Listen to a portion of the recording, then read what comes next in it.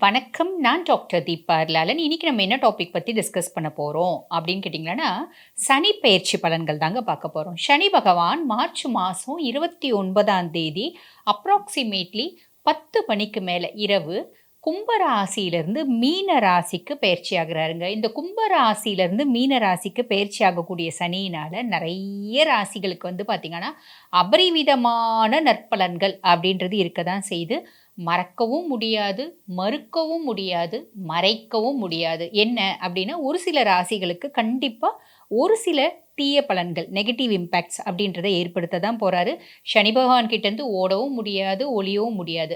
அப்படிப்பட்ட negative impacts எந்தெந்த ராசிகளுக்கு வரப்போகுது, எந்தெந்த ராசிகளுக்கு ஒரு அமேசிங்கான, எக்ஸலன்ட்டான ஒரு பெனிஃபிட்ஸ் வரப்போகுது அப்டின்றத இந்த பதிவுல பார்க்குறாங்க. அதுக்கு முன்னாடி வந்து பாருங்க, இப்ப நாங்க சொல்லக்கூடிய பலன்கள் எல்லாமே உலகத்துல இருக்க அத்துணை சம்பந்தப்பட்ட ராசிகள். இப்ப மேஷம் சொல்றோம் அப்படின்னா, மேஷ ராசி அன்பர்களுக்கான ஒரு பொதுவான பலன். ரிஷபம் சொல்றோம் அப்படின்னா, ரிஷப ராசி அன்பர்களுக்கான ஒரு பொதுவான பலன். இத பார்த்துட்டு இருக்க அந்தந்த ராசி அன்பர்கள், நாங்க வந்து பாருங்க வாழ்க்கையில பல முக்கியமான விஷயங்கள முடிவெடுக்கும் தருணத்துல இருக்கோம். அப்ப எங்க சுய ஜாதகத்த ஒரு பரிசீலனை பண்ணிக்கணும் அப்படின்னு விருப்பப்படுறீங்க அப்படின்னா, நான் பேசிட்டு இருக்கும்போதே என்னோட வாட்ஸ்அப் நம்பர் வந்து பார்த்தீங்கன்னா, டிஸ்ப்ளேல போட்டிருப்பாங்க. அதுக்கு ஹாய்ன்னு வாட்ஸ்அப்ல ஒரு மெசேஜ் பண்ணுங்க. ஸ்டாஃப் உடனே ரெஸ்பாண்ட் பண்ணி அப்பாயின்ட்மெண்ட் ஃபிக்ஸ் பண்ணி குடுப்பாங்க. என்கிட்ட பேசிக்கலாம். சரி வாங்க, காலத்த வந்து தாமதப்படுத்தாம சனி பகவான் என்னென்ன மாரி பலன்கள குடுக்க போறார் பார்க்கலாம்.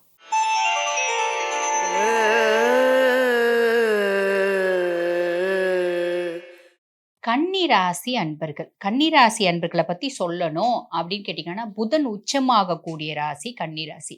ஜென்ரலா வந்து பாருங்க, இந்த கன்னிய பத்தி சொல்லணும் அப்படின்னா, புதன் உச்சம். புதன் உச்சத்தினால நல்ல ஒரு புத்திசாலித்தனம் இருக்கும். நல்ல கிரியேட்டிவிட்டி இருக்கும். இயல், இசை, நாடகம் இந்த மாரி நெறைய விஷயத்துல வந்து பார்த்தீங்கன்னா, கன்னிராசி அன்பர்கள் நல்லா இருப்பாங்க. அதுக்கும் மேல இந்த சிபிஐ ஆஃபீசர்ஸ் நெறைய பேர் இருப்பாங்க. இந்த புலன் விசாரணை இந்த மாரி நெறைய விஷயத்துல இந்த கிரைம் சீன்ல வந்து எங்க குற்றம் நடந்திருக்கு அப்படின்னு சொல்லிட்டு தேடுறது. இந்த மாரி நெறைய விஷயத்துல வந்து பார்த்தீங்கன்னா, கண்ணினோட ஒரு மூளை இருக்கும். எப்படி அப்படின்னா, கண்ணிய பத்தி சொல்லணும்னா, they are very good observers. நல்லா அப்சர்வ் பண்ணுவாங்க. ஒண்ணும் இல்லைங்க. இப்போ ஒரு 10 ஃப்ரெண்ட்ஸ் இருக்காங்க. அதுல ஒரு கன்னி ராசி பையன் இருக்கான் அப்படின்னு வச்சுக்கோங்களேன். புதுசா ஒரு புள்ள வந்து அந்த அந்த குரூப்ல வந்து ஃப்ரெண்டா பழகுது. இல்ல புதுசா ஒரு பையன் வந்து பழகுறான். அந்த பையன் வந்து பார்த்தீங்கன்னா, ஏதாவது ஒரு ஆதாயத்துக்காக பழகுறானா? இல்ல உண்மையாவே ஃப்ரெண்ட்லியா பழகுறானா? கடைசி வரைக்கும் அவன் ஃப்ரெண்ட்ஷிப் தொடருமா? இல்ல நடிப்பா? அத்தனையும் 10 நிமிஷம் அந்த குரூப்ல அந்த வந்து பையன் வந்து பேசுறான் அப்டின்னே இவங்க கண்டுபிடிச்சுடுவாங்க. அந்த அளவுக்கு ஒரு நல்ல அப்சர்வேஷன் அப்டின்றது ஒண்ணு உண்டு. அதே மாரி எந்த ஒரு டாஸ்க் குடுத்தாலும் அந்த டாஸ்க் ஒரு கிரைம் சீனு, ஒரு கிரைமு அத வந்து நம்ம வந்து கல்பிரிட் யாரு அப்டின்னு கண்டுபிடிக்கணும்னா ஒரு கன்னி ராசி பெர்சன் கிட்ட குடுத்தா சரி. நதி மூலம், ரிஷி மூலம் ஆராய்ஞ்சு கல்பிரிட்ட ரொம்ப அந்த சீன் என்ன கிரைம் சீன் என்ன நடந்துச்சோ அத கிளீனா வந்து பார்த்தீங்கன்னா, ஒரு சினாரியோ கிரியேட் பண்ணி சொல்லிடுவாங்க. பக்காவா இந்த மாரி தான் நடந்துச்சு, இப்படி தான் நடந்துச்சு அப்படின்றது ஒரு சீனா கிரியேட் பண்ணி சொல்லிடுவாங்க. அந்த அளவுக்கு வந்து பார்த்தீங்கன்னா, வெரி குட் அப்சர்வர்ஸ். நல்ல பிரெயின் கன்னிக்கு. அப்படிப்பட்ட கன்னி ராசி அன்பர்கள், இப்ப என்ன ஆகும் அப்படின்னு கேட்டீங்கன்னா, கன்னிக்கு சனி பகவான் 7ஆம் பாவத்துல இருக்காரு. இந்த 7ஆம் பாவத்துல இருக்க சனிய வந்து என்ன சொல்லுவாங்க அப்படின்னு கேட்டீங்கன்னா, கண்டக சனி அப்படின்னு சொல்லுவாங்க. இந்த கண்டக சனியில 2 விஷயத்துல நம்ம கான்சன்ட்ரேட் பண்ணணுங்க. ஒண்ணு என்ன அப்படின்னு கேட்டீங்கன்னா, ஆரோக்கியம். ஸோ, சனி ஃபர்ஸ்ட்டு என்ன டார்கெட் அவருது அப்டின்னா, ஹெல்த்த டார்கெட் பண்ணுவாரு. அப்ப சனியினோட ஏரியாவே பார்த்தீங்கன்னா, இடுப்புலருந்து கால் வரைக்கும். பொதுவா ஜாதகத்துல ஒரு உடல்ல வந்து பார்த்தீங்கன்னா, எந்தெந்த கிரகம் எந்தெந்த உடல்ல எந்தெந்த ஏரியாவ ஆக்கியூபை பண்ணியிருக்கு அப்டின்னு சொல்லுவாங்க. அந்த மாரி சனிக்கு குடுக்கப்பட்ட ஏரியா இடுப்புலருந்து கால் வரைக்கும். பிறப்புறுப்பு சுக்கிரனுக்கு போயிடும். சரிங்களா? இது மட்டும் இல்லைங்க. அப்ப இடுப்புலருந்து கால் வரைக்கும் some sort of health issues வரதுக்கு வாய்ப்புண்டு. அது மட்டும் இல்ல, உடம்புல இருக்க எல்லா எலும்புகளும் வந்து பார்த்தீங்கன்னா, சனியினோட டார்கெட். அப்ப எலும்பு சார்ந்த பிரச்சனைகள் வரத்துக்கு நெறைய சான்ஸ் இருக்கு. நெறைய பேருக்கு வந்து பார்த்தீங்கன்னா, கழுத்து எலும்பு வலி, கழுத்து எலும்பு இந்த செர்விக்கல் ஸ்பாண்டிலோசிஸ்ம்பாங்க. ஏஜ் ரிலேட்டடா கூட வரும். பட் இந்த காலகட்டத்தில கரெக்ட்டா வரும். சின்ன பிள்ளைங்களுக்கு இப்ப கன்னியா இருக்காங்க அப்டின்னா, சும்மா ஓடி விளையாடுவாங்க. ஸ்போர்ட்ஸ்ல இருந்திருப்பாங்க. ஓடி விளையாடும்போது அடிபட்டுருக்கும். அடிபட்டது எலும்புல இன்ஃபெக்ஷன் ஆயி ஆஸ்டியோமைலிட்டிஸ் அப்டின்ற ஒரு பெரிய காம்ப்ளிகேஷன் வர வரைக்கும் கூட வாய்ப்பு உண்டு. ஸோ, நெறைய பேருக்கு வந்து பாருங்க, இந்த ஸ்பாண்டிலைட்டிஸ், டிஸ்க் ப்ரோலாப்ஸ் ஸோ இந்த மாரி நெறைய எலும்பு சார்ந்த பிரச்சனைகள் வரும். அப்ப ஆரோக்கியத்தில கவனம் அப்டின்றது ஷார்ப்பா வச்சுக்கோங்க. அதே மாதிரி ஒரு சிலர் என்ன பண்ணுவாங்க, நான் இப்போ வந்து கன்னி, நான் என்ன பண்றேன் கன்னி ராசி, நான் இப்ப திடீர்னு எனக்கு ஹெல்த் மேல ரொம்ப கான்ஷியஸ்னஸ் வந்துருச்சு. அதனால நான் ரொம்ப வெயிட்டா இருக்கேன். நான் என்னோட முடி ரொம்ப அழகா இருக்கணும், தோல் ரொம்ப அழகா இருக்கணும் அப்படின்னு நான் கச்சா முச்சான்னு ஜூஸ் குடிக்கிறேன். அதே மாதிரி பார்த்தீங்கன்னா, நான் டயட்டிங், ஷைட்டிங் எல்லாம் ஃபாலோ பண்றேன். ஃபாலோ பண்ணும்போது என்ன ஆகுதுன்னா, அதனால ஆரோக்கிய குறைபாடு வருது. அப்ப புள்ளையார புடிக்க போய் குரங்காகக்கூடிய காலகட்டம். ஸோ ஹெல்த்ல கவனம் அப்படின்றது தேவை. நீங்க டயட்டிங், ஷைட்டிங் எல்லாம் ஃபாலோ பண்றீங்க அப்படின்னா, ஒரு மருத்துவரோட ஆலோசனை பிரகாரம் ஃபாலோ பண்ணுங்க. அப்போ வந்து நல்லபடியா இருக்கும். புரியுதுங்களா? ஸோ அது. 2வது விஷயம் என்ன அப்படின்னு கேட்டீங்கன்னா, பயணம். நம்ம டிராவல் பண்றோம் அப்படின்னா, நெறைய வந்து சனி பகவான், கண்டக சனி நெறைய டிராவலிங்கே ஏற்படுத்தி குடுப்பார்.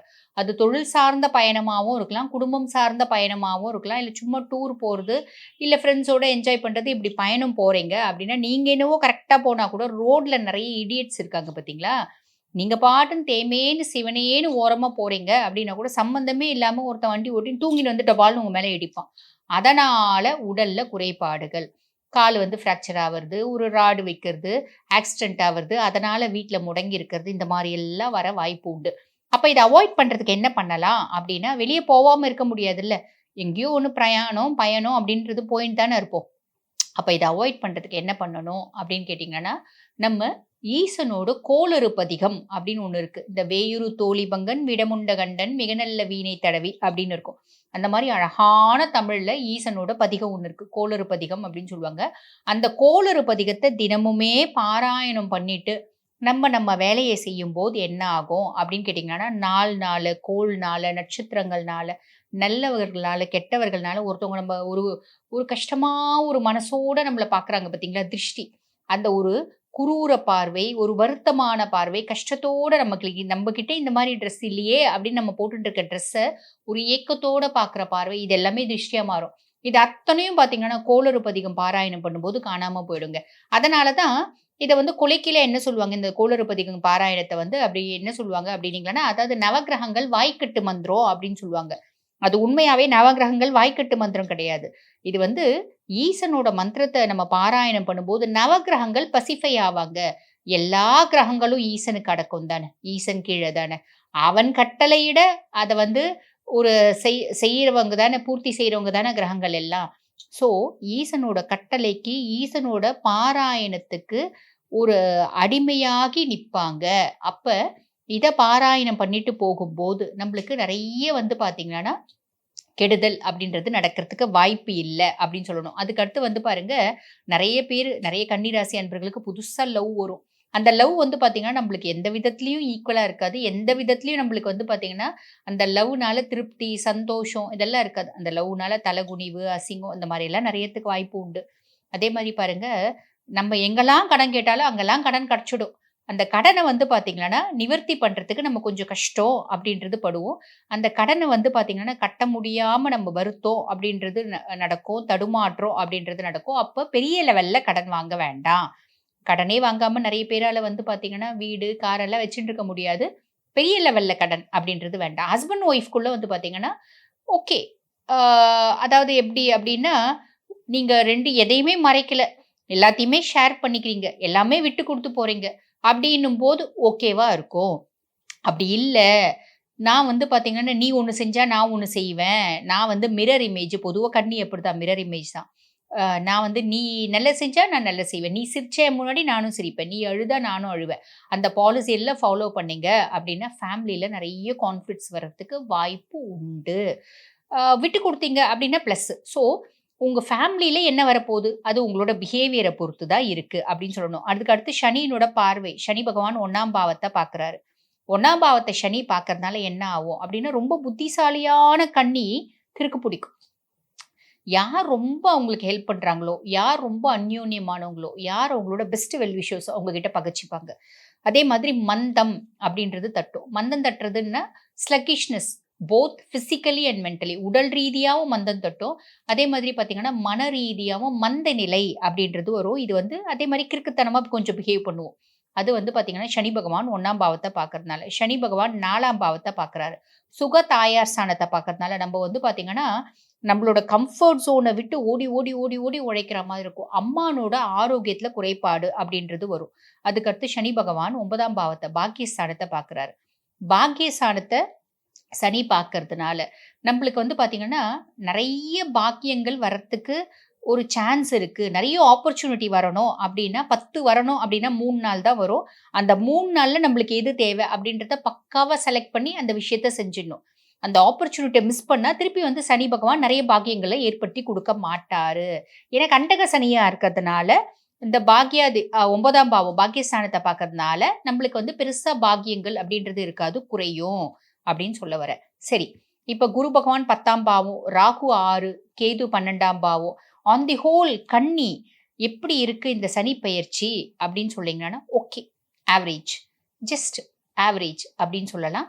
ஆனா, நீங்க ஒரு சில விஷயத்த ஃபோக்கஸ் பண்ணி விட்டு குடுத்து நிதானமா மென்டார்ஸ வச்சு மென்டார்ஸ் நம்ம வந்து சரியா வந்து கரெக்ட்டா வந்து ஜட்ஜ் பண்ண மாட்டோம்.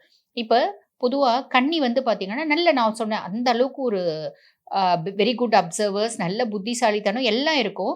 இந்த காலகட்டத்தில இந்த கண்டக சனி காலகட்டத்தில சனி எப்படி இருக்கும் அப்படின்னா, இந்த பல்லி சொல்லுவாங்க பார்த்தீங்களா? எல்லா கதையும் பேசும், கழனி பானையில ஊத்தும், உழுந்துரும் அப்படிம்பாங்க. அந்த கதையா இருக்கும். அப்ப நம்ப வந்து பெர்ஃபெக்ட்டா முடிவெடுக்க மாட்டோம். பார்வை 1ஆம் பாவத்தில இருக்கிறதுனால, நம்மளோட மென்டார்ஸ், வெல் விஷர்ஸ் என்ன சொல்றாங்க? அவங்கள வந்து ஒரு மென்டார், ஒரு வெல் விஷர் பதில் 3, 4 பேர் கூட நீங்க வச்சு, அவங்க அது ஃப்ரெண்ட்ஸா இருக்கலாம், உங்க ஒய்ஃபா இருக்கலாம், இல்ல உங்க பேரண்ட்ஸா இருக்கலாம். அவங்க கிட்ட நீங்க வந்து பேசி முடிவு பண்ணி ஒரு விஷயத்த செய்றீங்க அப்படின்னும்போது, கண்டக சனி பெருசா வந்து நம்மள கண்டம் ஆக்காது அப்படின்னு தான் சொல்லணும். சரிங்களா? ஸோ ஸ்மூத்தா போவும். எவ்ளோ சூப்பரா இருக்கு அப்படின்னாலும், நம்ம ஏதாவது ஒரு பரிகாரம் அப்படின்றது சொல்ல தான் செய்வோம். உங்களுக்கு கண்டக சனி ரொம்ப சூப்பரா இருக்கு அப்படின்னு இல்ல, ஆவரேஜா தான் இருக்கு. இதுக்கு என்ன பரிகாரம் அப்படின்னா, சனிக்கிழமை தோறும் எள் தானம் செய்யறது, எள் சாதம் தானம் செய்யறது ஒரு உத்தமமான பலன குடுக்கும். ஆனா, இப்பலாம் வந்து பாருங்க, யாரோ எள் சாதம்லாம் தானம் பண்ணா, அத வந்து வாங்க மாட்டேங்கிறாங்க. ரீசன் என்ன அப்டின்னா, இது வந்து நம்மளுக்கு தோஷம் வந்துரும் அப்டின்னு. அப்ப நம்ம என்ன பண்ணலாம் அப்டின்னு கேட்டீங்கன்னா, வீட்டு பக்கத்துல ஒரு புராதான சிவன் கோயில் இருக்கு. இல்லிங்க சாதா கோயில் தான் இருக்கு. எந்த ஈசன் கோயிலா இருந்தாலும் பரவால்ல. இல்ல சிவ சன்னதி இருக்கு அப்டின்னா கூட ஓகே. நீங்க புளியோதரை செஞ்சு, அதுல எள் போட்டு, அங்க வரக்கூடிய பக்தர்களுக்கு கொஞ்சம் ஒரு தொன்னையில வச்சு, ஒரு சின்ன ஒரு 1 கிலோவே போட்டா கூட போதுமானது. மாசத்துக்கு 1 நாள் அந்த புளியோதரை தானம் பண்றது அப்டின்றது வந்து பார்த்தீங்கன்னா, நெறைய நற்பலன்கள குடுக்கும். அதே மாரி சனியும் வந்து பார்த்தீங்கன்னா, அமைதிப்படுத்தும். நாங்க சொன்ன சின்ன சின்ன அறிவுரைகள ஃபாலோ பண்ணீங்க அப்டின்னா, இந்த சனி பயிற்சிய ஸ்மூத்தா கடந்துடலாம். வாழ்த்துக்கள்.